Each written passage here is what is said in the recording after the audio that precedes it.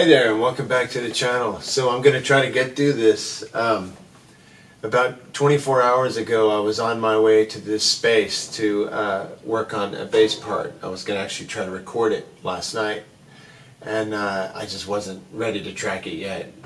But on the way here I happened to see an accident crew over to the left of an exit, and there were like multiple police cars with lights flashing and ambulances, a fire truck I think I saw, and they were blocking the exit. I could tell as I went by. It's like, oh man, an accident. I hate seeing that. And I drove to this space. I drove here. I was working on the tune. I had my headphones on. And I thought I heard somebody talking.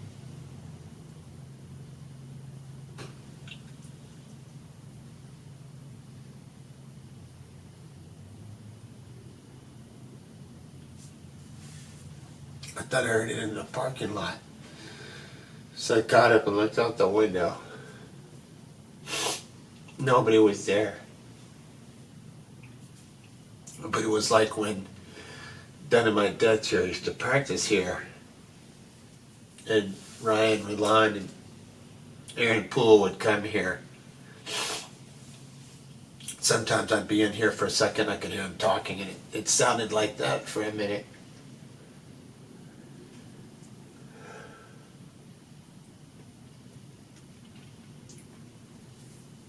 I wasn't ready to make the video, so I practiced and went home. And when I was driving home, the accident was still being cleared. And it looked like a big deal, like a lot of emergency crew on hand, sorting out whatever had happened.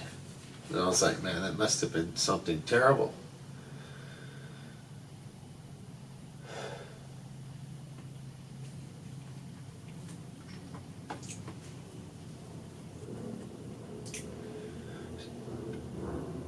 So I drove home, went to bed, had your basic evening of probably being selfish and trivial, and woke up today and found out that that accident had been my friend Ryan Rulon.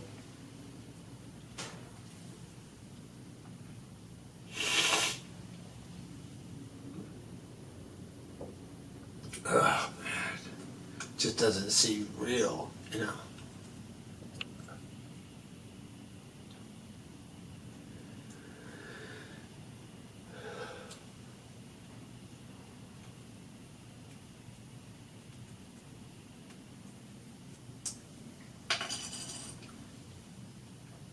To really understand it, or for me, how would you understand my experience? For me to understand it, I have to go back to 1995. It might have even been 1994. It's probably 1994. I can't remember. But we found out that Fugazi was coming to town. And Mark Skinner and I, our guitar player, another member of Dynamite here, we decided, hey, we better go down there and see Fugazi, because, pretty amazing thing to be able to see this band, this legendary band. They were already legends at the time. And they only charged $5, it's like that, so fucking cool. It's still just so cool to me, $5. And they didn't sell merch or anything like that. They were just really right on band, And we got our minds blown. Shudder to Think opened, and I remember the singer Craig was nude, and it wasn't like a sexual thing or anything. It was just like an amazing display of artistic,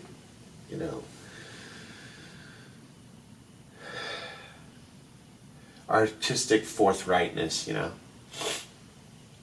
And he was just stripping things down. blew my mind. And Ryan was in attendance, and I know it must have blown his mind too, because he was a big Shudder to Think fan, and that's one of the things we had in common, like right off the bat. And I really couldn't hate on a guy who liked Shudder to Think, you know.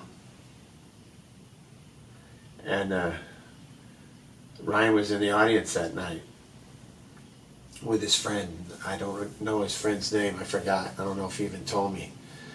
But during the show, pretty early on, Ian MacKaye stopped the show and chastised a kid, you know, for dancing, for moshing too aggressively. I had never liked the term moshing, but I think he said moshing. I always liked the slam dancing, to me, was the better term. But I think there's a distinction between the two. And he was moshing violently and maybe bumped into somebody and he didn't like what he was seeing. And Ian would do that. He would stop a show, you know. I've seen him do it in video, you know, other videos, the documentary and stuff. And so he started yelling at somebody in the crowd and stopped the show.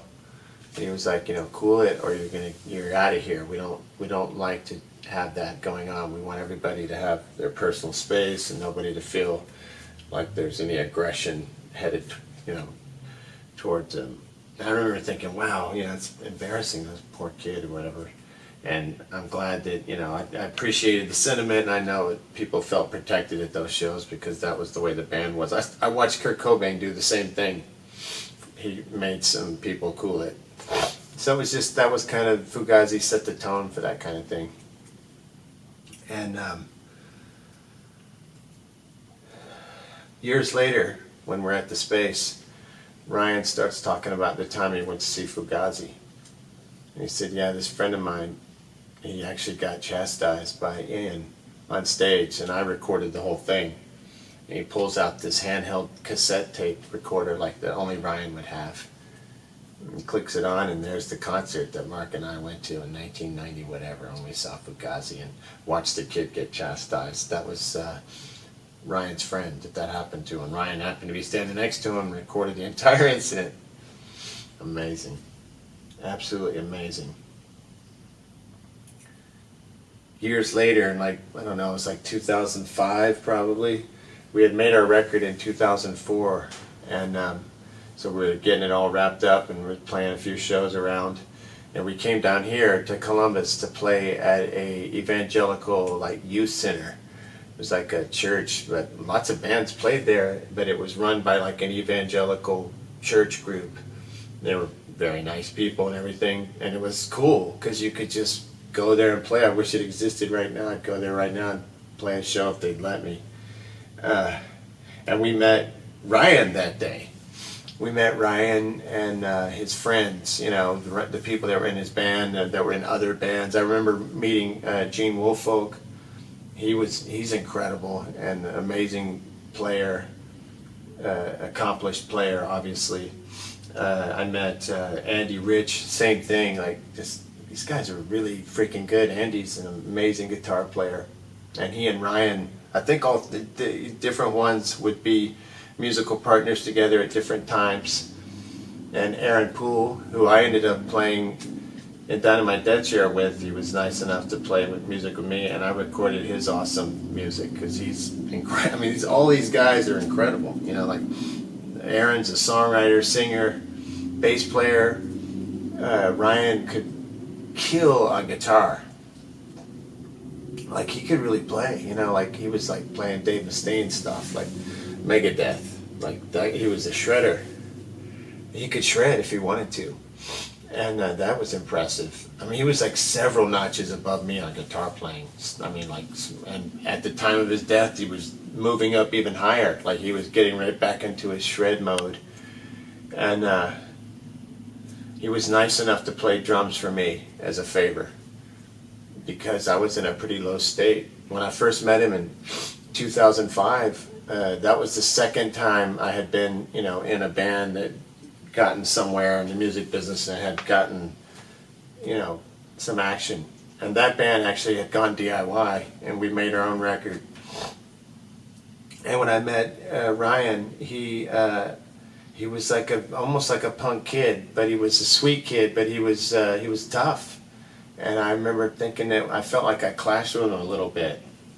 So it was really surprising when I reached out to him, because I was like lost. I'd been out of music because I have 4 kids and I was raising my kids, and my first kid had issues, and just, being a real dad, you have to, you got to commit, because, children are born with physical issues, and you just don't know what's going to happen. And I really had to just fully grind on fatherhood for a while, and I was out of the musical game, and once you're out, you're kind of out. I mean, that's just how it is. You get too old, you're not in step, you're not young, you're not at those clubs, and you're just not in the flow, and nobody remembers you, and nor do they care, because everything's very competitive, it's like super competitive, and nobody wants to let anybody know that they're good, because then it would, I don't know, it's like, it's crazy. It's just, I hate it.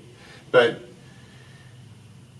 I called him up and I said, hey, I'm trying to get back into this. I want to know how I can play shows, and like, I know you're doing stuff. Do you got any ideas? And he was like, yeah, just start recording and we'll find people to play with you. We'll get you shows. And I was like, really? Okay, cool. And he hadn't even heard any material. He's just trying to be helpful, trying to be nice. And so we started talking on the phone, and unlike many times when you're dealing with another musician and they're doing more than you are and they've got stuff going, it's usually going to be all about them, and you're like sidekick, support, help, your support. But not with him. He was like 50-50 guy all the way. He's like, what are you doing? What's going on? Are you writing? Are you recording? Who are you? Do you want to try to play live? Who can you get to play with you? Where's your band? What are you going to do?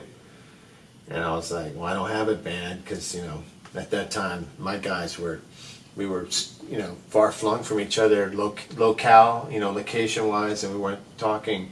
Not because there was any problem. We just, people move on with their lives, and they're not always doing the same thing at the same time. And I'd got back into music, but I didn't know what they were up to. And Ryan was like, man, I'll play drum. First of all, I had another incarnation with the band, with my friend Chris Price and James Cox, and he was like, why don't you guys play a gig with us at the Star Bar? And I was like, whoa, man, thank you, getting me back into playing clubs in Atlanta, a good place to play. And it was on a Thursday night. He was like, and so we got ready for that, we worked hard. We got our act together to play that show, and we played it. We were like coming up there ready to kill. And for all Ryan knew, we were terrible. And we had a great night. Like, both bands had just so much fun. Like, the little bit of crowd that was there enjoyed it, and we enjoyed it. We just all had a great time together, bonding as friends. And we were like, man, this is fun, And that version of the band began to dismantle, because, at this age, people are busy with work and life, raising kids and stuff. So that band began to dismantle, and that's when Ryan stepped in and said, man, I'll play drums for you. And he was in his own band, Useless Against, which was kick-ass. Kick-ass. Spy for Hire was excellent. The band he was in with Andy. Excellent, kick-ass band. And another thing about Spy for Hire and Ryan Rulon, when I was in the music industry, involved, in the active, like trying to be a musical career person or whatever, the main thing that I figured out after, a little while of being involved in it, is you can get record deals, you can get publishing deals and all that kind of thing, or you may not be able to, but you can try, and they'll give you some money, and they'll sniff around and take you out and all that kind of stuff, and all that stuff, you can attain. This is back in the day, not anymore. This is before the wheels fell off of the music industry. But the real sign of success is not signing record deals, because if you never sell records, so what? It's not getting on a big management team, because so what? The real success, what labels will really jump on back in those days, and what really matters when you're looking for success as a musician, and to know that your music is going over with your crowd, is to put like 450 people in a room, which is what they did at a club, And I was like, man, that's the real deal. If you put this many people in a room, your band is rocking original tunes, and you put 450 people into a club and pack it out, you made it, man. That's it. That's the real stuff. Asses in seats. That's what they always say in the music industry. Asses in seats. All the rest of it's just walks, you know.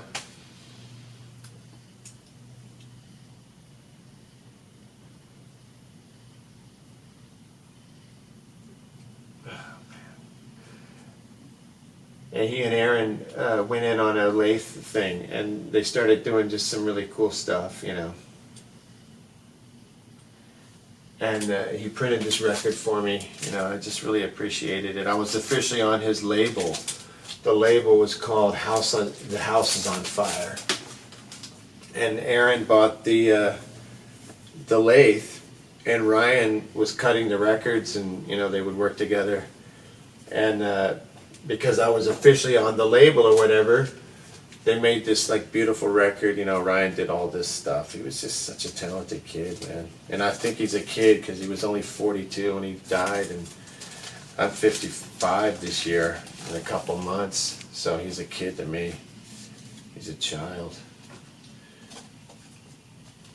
And he had this cool artwork, you know. It just, I mean, what a great kid. Cut this out of, I think it's like acrylic or something. I forgot, he told me. And I've got a blank piece of it. No, it's like PVC something. It's not acrylic. It's like some kind of like polymer. And I mean, just do this beautiful stuff, you know. It's like just fantastic. Here's one of his.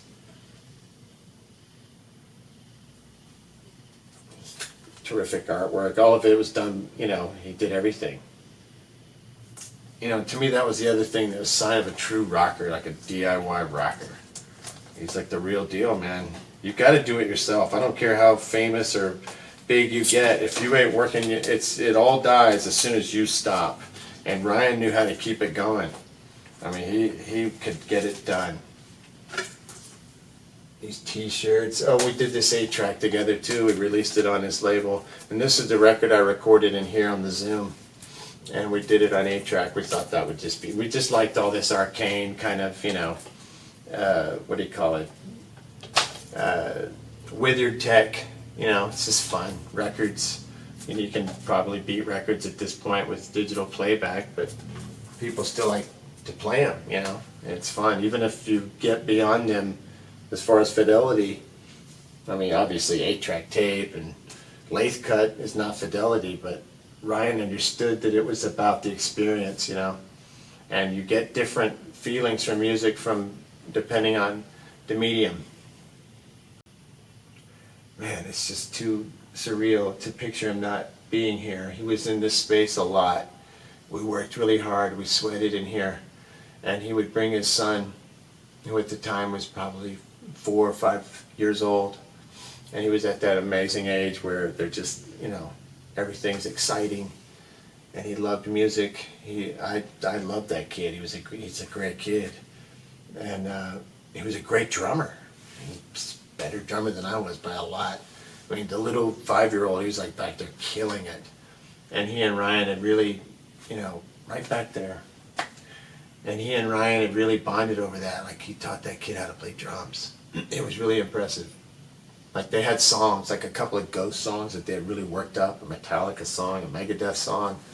They're just like classic tunes. You hear, they heard them and connected with them, they would cover them, you know, like, and he would teach them all the parts. And he was executing them. He has a little stool, it's back there. I got to make sure that they get all this stuff, that the family, you know, because I found his box today when I came in here. He left his box here. He knew it was in here. I think he just wanted it to stay in here so that nothing would happen to it, because he knew I wasn't going to let anything happen to it. There was a lot of the work that we did together, you know, was documented in that box. I just can't believe he was nice enough with his talent level, his skill level as a songwriter, for him to play drums for me. It was, and to dig me out of the hole I was in and to show me, hey, you can get out there and do stuff. You don't have to hide. You don't have to be scared. You know, you can get another bite at the apple. And I really appreciate him for that. I'm never going to forget him for that. and for all the great music he made, like the Spy for Hire thing. Like I said, they were able to pack houses, and all those guys are great that were in that band. And I'm sorry, I don't remember everybody that was in that band. Kerry Brown was in that band too, briefly. He was also in our band Spy, that was after our band East Orange. So many connections and important people. Oh man, it's just nuts. I'm trying to put it all together. It's hard for me. But I just want people to know that, like, he was like a top A grade songwriter. I got to go around, you know, and hang out with some pretty amazing people, and got to meet a lot of like high level, you know, famous people, and be on their tours and get to see them play backstage, all that kind of thing. And Ryan was the real deal, man. And I don't know if he knew it or not, but he was the real deal. He had what it took. He could write, he could play, he could sing, and he could work it, man. He wasn't hiding. He wasn't hiding. Those are the best kind of rockers, man. His song, just the Useless Against stuff, it just really blew my mind, and they kicked ass live. He and Aaron and the first drummer, I'm totally forgetting his name, and I'm forgetting the second drummer too. That kid was a great kid. Both the drummers were like great people, nice people, and good kids. Man, it's just sad. These are really good kids, man. We played house parties. We did all kinds of fun, cool stuff. I mean, I'm 55 years old, and Ryan kicked this back off for me, you know.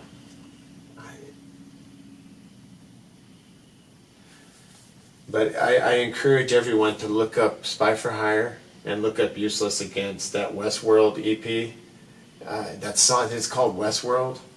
Man, that song, God, that should have been like a hit. That should have been a single. Maybe it will be. It kicks ass. I encourage everyone to find this music and just listen to it, you know, because I think the real stars, I've known so many local musicians, people from Columbus, Athens, Atlanta, they're just unbelievable talents in these, you know, great bands. Maybe people don't hear about them, but they're stars to me, man. Big stars. Big fucking stars, you know? Why do we have to make our stars be these big corporate people that they tell us to love? I'm sorry, but this guy's a star to me. He's as important to me as any artist.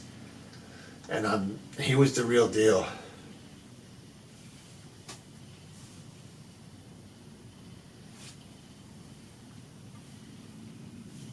And he was a father, man. A real one. A real father. Who put the time in and had the love and the passion. You could see it. I'll take that any day over a lot of stuff, man. And being a father is way more amazing than being a rocker, I can assure you. At least it has been for me. And I know it was for him too, because he told me.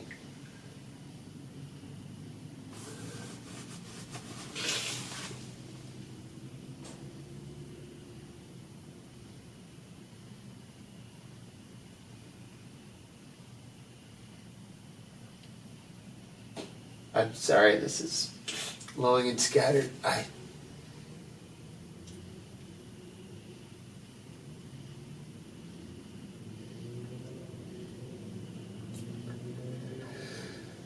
The last time he came here, he forgot the gate code.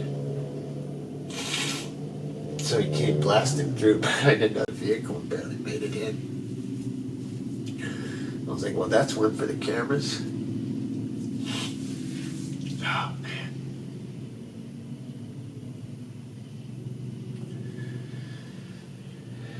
He was a really great dad, and he was a 100% real rock and roller. A real rocker. He passed the test.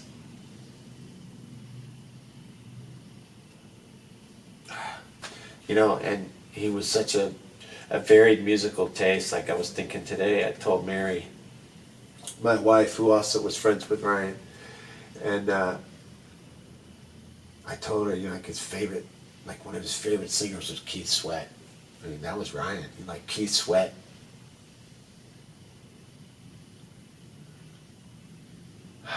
He was a badass, man. He was a badass.